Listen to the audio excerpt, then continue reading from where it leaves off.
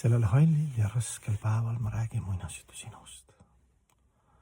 Sina, kes sa oled nagu minagi, samsaara sünni-surmatsükli seiklus muinasloos. Käid mööda teed, mööda eluteed, saatuse teed, läbi muinasjuttu sellise müstilise metsa, kus on inne-ann, head jõud ja halvad jõud. Aga kõikide taga on ikkagi armastaja emake loodus, kõrgem jumala teadus, jumala kõrgem isiksus. Ja põhimõtteliselt punkt A oled sina ja punkt B, kuhu sa tahad välja jõuda, on sinu kodu läbi selle metsa. Ehk siis vaimne, igavene, täis õndsust, kuningriik. Sama muinasjut, mida mõned usuvad, mõned ei usu, mõned on kogenud natuke kuskilt otsast midagi, et on mateeria ja vaimul on vahe ja et kõik on elus. Sina lähed siis selles muinastus mööda seda teed, seda metsateed, seal metsas on hästi palju igasugust nagu variante. Kehaga samastamine, parteiga samastamine, alkoholiga samastamine, narkotsiga samastamine, staffiga samastamine, ma ei tea, seksuaalsusega samastamine ja kogu aeg need seal, sa käid nagu põhiteed, isegi kui sa lähed metsas, siis sa ikka lähed ju mööda rada, eks ju. Ja nüüd küsimus on siis sinu muinasjutus on see, et kuidas sa lased ennast häirivida ära viia ennast mõnikord nii kaugele, et see teie ots üldse kaob ära. Et kes sa oled, mis on elu eesmärk, eks ju, mis on mateeria vaim, nagu ma rääkisin, mis on omakasu püüdmatu armastuse, kõrgete omaduste nagu maailm, eks ju, ja mis on siis mina mulle, minu ekspluateerimise maailm. Kogu aeg see kaks maailma seal, selles muinasjutu materiaalse maailma sünni, surma, samsaara metsas, kogu aeg siin nagu tülitavad. No see ongi nagu seiklus. Ja siis meie asi on nagu neid asju kasutada ainult ühel eesmärgil, et koju jõuda. Et kui me oleme nagu hästi uudisimulikud ja lähme kuskilt rajalt kõrval, mingi väike muurada läheb, eks ju, kus öeldakse, et sa oled see keha, sa oled see, või oska öelda, rikkus, kuulsus, väline keha ilu, eks ju, võimu, iha, kõik, kui sa natuke lähed, siis sul kaotab selle põhipondi ära ja südames hakkab kohe tekkima must sügav auk, selle järgi näed, eks ju. Inimesed, kes on endast kõrval tähtsatel radadel, kes peavad ennast hästi targaks, hästi ilusaks, hästi kuulsaks, hästi võimsaks või hästi tugevaks.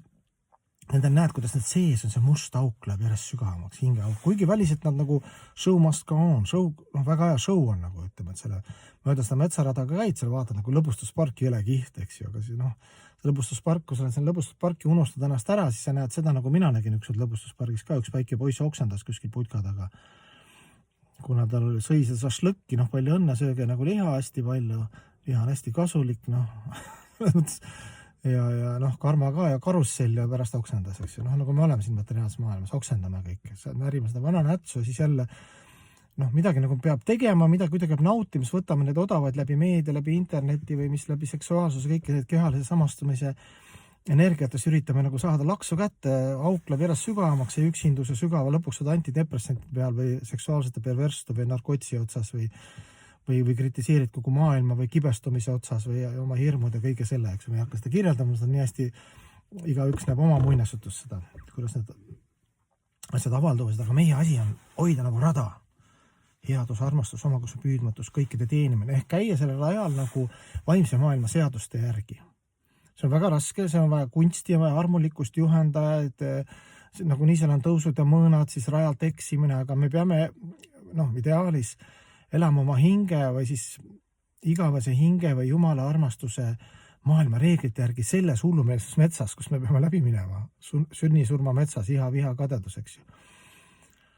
See ongi sinu muinas, et ära anna alla, püüa hoida ennast seal põhirajal ja pühi ära kõik, eks ju, kõrval peibutised või nad korraks tulevad, võtad võimusta, siis ikka hoia nagu pilk nagu selle põhirajal, seal on üks vaimsed õpetajad, kes sinu kõrval käib, head eeskujud, eks ju, püha nimi, kirikud, altarid, mošeed, meditatsioon, eks ju, loits, palve, emakese looduse austus, eks ju, kõik need ilusad kõrged omadused, see on nagu see, mis meid hoiab seal nagu põhirajal. Et head selle muinasjutu ilusat lõppu, sest muinasjad lõpevad kõik alati väga kaunilt ja ilusti. Seiklus saab täieliku sellise happy endi. Tahaks olla siiras, vaimne hing, aga nii kaua on kehaline kontseptsioon, nii kaua on kaks nagu kamandat. Üks kamanda on see, et inimesi, kes püüavad teadusest, riigist, businessist nagu õnne saada ja noh, üritavad, eks ju, ja noh, kui seal õnnestub, siis on okei, ja kui ei õnnestu, siis nad lähevad võib-olla pöörduvad Jumala ja müstika poole või mingite vaimsete praktikate poole. Proovivad seal nagu õnne ja siis samamoodi on vastupidi, et need osad tüübid on, noh, meie kõik nagu me oleme kaudselt või otseselt, on siis nagu Jumala juures, et Jumal anna mulle seda leiba, tervist, õnne siin materiaalses maailmas, et mul oleks kõik hästi, mu businessis ja kõik, mis iganes, või minu jalgpallikomanda võidaks või. Ja kui seal ei õnnestu plaanida täitust, noh, milleks see Jumal, eks ju. Lähen siis jälle teadlaste ja materialistide poole, eks ju, üle tagasi ja niimoodi need kaks seltskonna käivad, eks ju. Edasi-tagasi, aga noh, siiras vaimne inimene, noh, ta on nagu maffiaga seotud, enam tagasiteed ei ole heas mõttes, ta on nii siiras, ta teab neid põhimõtteid, ta teab, et on tõusud ja mõõnad ja temal on ka tõusud ja mõõnad, aga sisemiselt ja südames ja hinges ta on aktsepteerinud lõplikult, et võidab headus, Jumal on kõik, eks ju, läbib kõikjal, kõike, eks ju, meie oleme tema lahutamata osaks, me oleme loodud, et kõike tingimused armastust teenida ja Jumalat teenida, taastada oma suhe, igavesed väärtused, kõik need vaimsed asjad. Vot, et siis meil on nagu põhimõtteliselt 3 varianti, eks, olla siiras pühendanu või siis need 2 seltskonda joosta elust elusse, eks ju. Küll loota selle materiaalse maailma mingite saavutuste peale, seal saad tünni varem või hiljem, siis jooksed religioossuse juures ka vaatad, kui õnnestub, kõik läheb metsa, siis jooksed ära tagasi ja niimoodi edasi-tagasi. Meie spiritualistid, me oleme sellised, noh, enamus on selle halli riba peal, et alguses nagu üle ookeani lähed, et otsustad, et ma sõidan, või noh, ma tahan üle ookeani, see surmasünni ookeani ja selle iha, viha ja kadeduse ja selle kahesuse hulluse ookeanist üle ujuda, siis alguses on entusiasm, eks ju. Noh, öeldakse selline, noh, sraadha usk tekib, et nagu lähed matkale, eks ju, nagu enne reisi, et seal paned laevad valmis ja selline entusiasm ja seiklus võib alata ja Bhajana kriia juba võtad seal, sul on suhtlus, sul on eeskujud, sul on praktika, väike usk, eks ju. No ja see on selline ilus sentimentaalne fanaatiline periood, kus sa noh, tegelikult tunned, et noh, sa oled juba paar sammu ja sead võidumees. Oled juba kehalist kontseptsioonist väljas ja siin see kahesus materiaalse maailma nagu pull ei kõiguta. No see on selline ilus etapp, öeldakse, see on nagu selline party etapp ja siis pärast nagu Madhurya Kadambini, see on üks huvitav raamat, Vishwanath Chakravarti, üks suur pühak, hästi lühidalt kirjutas neid etappe, siis reisu etappe või seikluse etappe, vaimse elu algusest kuni lõpuni need etappe, et sa näeks ka oma karis ja kus tasemel sa oled ja siis me oleme nagu halliriba tasemel, see on selline keskmine, kus sa oled juba entusiasm ja fanatism on natuke vähenem, aga kuna sul on süda ei ole veel päris puhas, siis sa oskad jõle hästi peenel tasemel ikkagi ennast paremaks pidada, hakkad kritiseerima juba oma liikumises, seal üks on nii, vaatad, üks pühendunud on nii, üks õpetaja seal langes, seal kuuru, no ja siis seal filosoofilised kõik ja sama see materialist, eks ju, kes on algus, on lihtsalt nagu peenemal tasemel, kus on iha, viha ja kadedus, lihtsalt natuke soliidsemad, sa oled kultuuri omandanud, aga fanaatilises sentimentaalsuse etapp on ära, siis sa elad samamoodi edasi oma neid hankara valega asju nagu selles halli pikas selle reisi rutiini ribal, eks ju, kus on ka depressioon teistpidi, mõtlesid, et kiiremini käib see protsess, sa ei uskunud, et sul alateadlikult nii palju seda igast crappi on.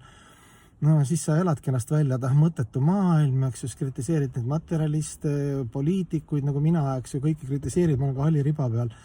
Näed seal pühendunud, et mis seal ikka, nad on küll pühendunud, tublid, teoorias peaks need kumardama, aga vaatad ühele see kiiks, see kolmas kiiks. Ja oled ikka edasi selline sama verise materialist, aga peenemal, nagu ma ütlesin, kultuursemal tasemel. Et see on selline pikk nagu üle ookeani ujumise, kui sa oled juba niivõrd kaua seal ookeanis, et ma tean küll punkti A oli see, kui mul oli usk, eks ju, Shraddha, Bhajana kriia juba suhtlus, eks ju, et jõuda sinna Nishtasse ja Ruchisse, kus on usk, nagu juba saaks stabiilseks usuks, eks ju, ja maitse juba, et sinna partisoonid, kus juba sinna jõuad, sinna tasemel, siis sa näed, et horisondil on juba nagu kodum paistab, eks ju, sa oled veel merel. Et siis see lõpuetapp ja algusetappid hästi lihtsalt on, aga see vaheriba siis ongi, me näeme maailmas iseenda puhul ka, kus on siis need sellised keskmise tasemel peenel kujul ikka, ütleme, et spirituaalsed materialistid. Et ikka iha, viha ja kadeduse kriitika ja kõik on meil alles, pead ikkagi ennast paremaks, eks ju, ja kuidagi püüad välja elada või vahepeal üldse käega, lähed vanade harjumuste juurde tagasi, eks ju. et noh, et tuleb see hall riba kuidagi üle elada, noh, mitte alla anda need tõusud ja mõõnad, see reisi keskmine etapp, kus on see reisirutiin ja no ma ei tea, ma ei jõua, siis tuleb selline vaimne depressioon, vaatad, loed seal pühakutes, saad aru, et oi jummal küll, no ma küll sinna välja vea, et okei, ma püüan olla siis vähemalt vooruslik materialist. Vot selline seiklusromaan. Enne kui jõuame siis bhakti ja preema spontaansesse tingimusteta armastusse, meie loomulikku seisundisse. Kuna me oleme lahutamatud üksteisest, jah, nagu suur organism, kõik oma tüübid, oma gruuviga, oma touchiga Jumala suhtes, siis noh, üks variant on see, et ma saan aru, et eneseteadustamine tuleb tegeleda oma madalate omaduste likvideerimisega läbi saatana pakti reguleeritud vaimsete rituaalide ja värkide, eks ju, puhastusprotsess. Aga põhimõte on selles, et lõpuks juhtub ime. Et sinu teadus on hoopis niimoodi, et sa mõtled, et minu õnn on see, kui ma olen silmad kinni, et mul nagu unistus või ma tunnen, et noh, ma oleks siis nagu kõige õnnelikum ja minu tõeline õnn või õndsus seisneb selles, kui kõik elusolendid oleks noh, ennast teadustanud ühenduses Jumalaga, saaks aru, et nad ei ole need kehad, tõuseks siis kehalisest materiaalsetest kontseptsioonidest kõrgemale. Kui ma siin eksisteerin, eks ju, siis kõiki elusolendid vaadates ma näen lihtsalt neid hingasi, kes hetkel on keha samastamise. Ma olen see paks, peenike, noor, vana, ilus, loom, puu, inimene nendes kehastustes või nendes kihtides kinni. Ja siis tänu nendele kihtidele, et see teadus on seal, kuna need kihid on ajutised, materiaalselt energiast koosnevad kihid, siis nad kogu aeg kannatavad. Ja sul on selline nägemus ja see on nagu tuttav ka, lähed tuttavaga, seal ka või üks taimetark, eks ju. Meie jaoks on see roheline mass, eks ju, üritad küll, tema räägib, et näed, et sellest taimest saab seda, näed, sellest saab seda, mis taim see on, ristikein, ootupliinsina ristikeine tundsid ära. Et iga taim, ta nagu botaanik või siis taimetark, eks ju, näeb, et iga taimes on elu, nad on erinevad, eks ju, kõik seda mitmekesisust. Tema näeb nagu niimoodi. Samamoodi vaimne inimene, ta näeb kõik elusolendid nagu sellise pilguga, et kõik on erilised, erinevad, aga kõik on võrdsed, eks ju, kõik väärivad puhast armastust, enne nad maha rahune, kui nad oma suhte taastanud, eks ju, ennast teadustanud ja Jumalaga. Ja noh, näiteks minu õpetaja Bhaktisiddhanta Sarasvati ka kuskil käisid, eks ju, ka seal pühendunutega palverännakul ja vaatasid mingi maalapp, eks ju, ja siis ütlesid, et me tahame ära osta selle, aga see oli, ma mäletan, see oli musulman vist isegi Indias, eks ju, ütles, et ei, ma võin teile paremat maad anda, ta oli isegi nii vooruslik, mõtles, et noh, see on nii suur pühak, et noh, see käib küll, et noh, kuigi ta paistis, see maalapp ei olnud kõige parem. No ja siis ostsid selle maalapi ära, noh, musulman õnnelik, sai seal mingi jupi maha, sai raha, väikse mingi mõttetu maalapi ära müüa, hakkasid kaevama, seal on hoopis tempel, eks ju. Nii et Bhaktisiddhanta Sarasvati häälestus, et noh, huvitav, kui sa oled häälestanud, ta nägi juba, noh, kuidas ta nagu niimoodi nägi, eks ju, et mingi maalapp, et seal on noh, tempel, eks ju, kunagi iidne tempel, et eks see on selline jah, teadvuse häälestuse küsimus, eks, et kui me loeme hästi palju kõrgetest asjadest, suhtleme vaimsete inimestega, paneme oma eesmärgid ja ise praktiseerime, noh, nagu seda puhastusprotsessi, et siis see teadus ja siis see nägemine ja see häälestus on nagu see botaanik, et sa näed nagu igal pool nendest kihtidest läbi.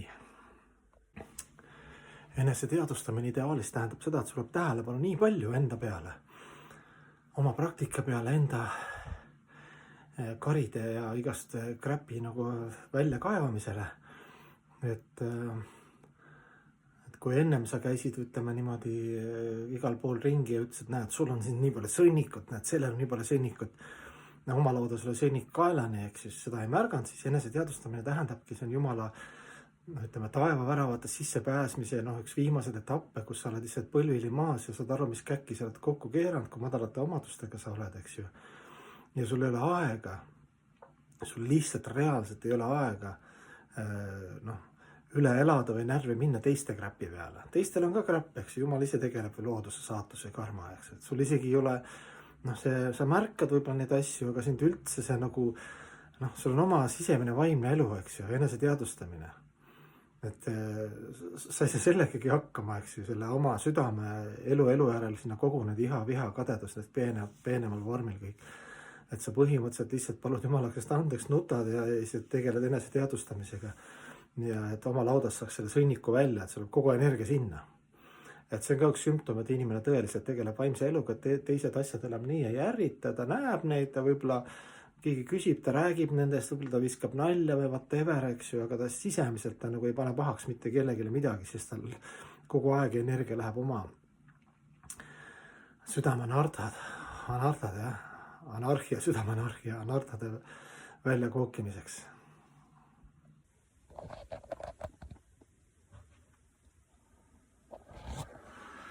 Tervitus, väga meeldiv oli teiega suhelda. Olen teinud kuskil mingi, ma arvan, et 1000 igast klippi, mõtteklippi, mis on mulle rohkem teraapia. Mu naine ütles ka, et tema ei jõua isegi järgi, üks sõber ütles ka, et väga tubli, et katsu üle päeva teha. Mina vastasin viisakalt, tegin hoopis kuskil 4-5 klippi olen teinud, mõtteklippi ja need on lihtsalt innustused erinevatest loengutest, oma mõtetest, väikestest realiseeringutest. Ja vaatame, kes siis võidab, et internet võtab jälle võimust, et siin tegin ühe laululoo ka, täna panen ülesse kunagi. Et võitsime televiisori, olime üle kõvad mehed ja siis tuli internet, pani ikka meile 1-0 ära. Kuna internet ja tuleb pidevalt võimelda, pisarad on silmis, kogu öö olen nutnud, et nagu lahku minek kallim, aga muusikat ikka panen ülesse, aga nüüd harvemini, et selline huvitav muudatuste ajast, et vaatame, et ma saan ilma aktiivse interneti sukeldumistega, ilma selleta elada nagu. Et põhiasjad siis, mis ma võtame kokkuvõtlik selline mini kokkuvõte kõikidest nendest aastatest ja nendest klippidest, mis on ikka üleval YouTube'ist kokkuvõtlikult, on siis, sa oled igavene hing, saad Chitananda, tees igavikku, õndsus, teadmisi, et üldse mingit probleemi ei ole, vaimne protsess, religioon, erinevad religioonid, koolkonnad, koolitused on selleks, et saada heaks inimeseks, taastada elus suhe iseendaga, elava loodusega ja elava Jumalaga. Jumalal on miljard erinevat varianti, kõik me oleme erinevad, mis suhtes olla Jumalaga. Jumal on nagu päike, tal on isikuline aspekt, isikusetu aspekt ja lokaalne aspekt, nagu päikse soojus, valgus ja planeet, kõik 3 natuke erinevad ja samal ajal üks. Ja mul on mõtet vaielda, kas Jumal on isiksus või ei ole, sest ta on kõik korraga, ta on kõik samal ajal ta kõigest eemal seisev. Samal kõike läbiv kui teadus, eks ju, tuleb oma paradigmat muuta, nagu Einstein ütles, et kui sa tahad midagi muuta iseennast ja muuta, siis sa oled hull, ei muuda, eks ju. Tuleb ennast muuta, eks ju. Ennast muuta tähendab paradigmad, mingid vaatevinklid, eks ju, kuidagi tõmmata oma praktikasse kõrgemaid harjumusi, kõrgemaid suhtlusi, innustavad loengud ja emake loodus, ma ei tea, templid, mošeed, palvemajad, jumalused, pühad paigad, püha nimi, et sellised palju imelisi redeled on taevast alla. Kui me oma valikuvabadust ja oma teadust suuname õiges suunas, siis me võime saada siin ja praegu ja kohe maksa siis vabanemise või õnnelikuks või loomulikuks, sest see kõik, mis me teeme, on, et saada loomulikuks. Jumal seletab, sa oled igavene hing ja sinu algne seisund on, eks ju, sellest kahesusest väljas, et mateeria tegelikult justkui paistab, et on tugevam, see mahamaia. Tegelikult meie oleme joogamaia mõju all, et lihtsalt aastaid ja elus oleme samastanud ennast väliste kihtidega, sellepärast paistab selle raske protsess, see vaimne ja religioossus, aga ega me enne maha ei rahune, me käime läbi kõik erinevad ämbrid, narkotsiämbri, ma ei tea, seksiämbri, alkoholiämbri, meediaämbri, odavate filmide ämbri, teiste kritiseerimise ämbri, kibestumiste ämbrid, kõik käime läbi ja siis lõpuks tuleb välja, vaatame peeglisse, et see on meie valikuvabadus, eks ju, et siin ja praegu koha olla õnnelik ja igavikus suhtes Jumalaga, kas läbi personaalse või lokaliseeritud aspekti. Selline mini kokkuvõte nendest kõikidest klippidest.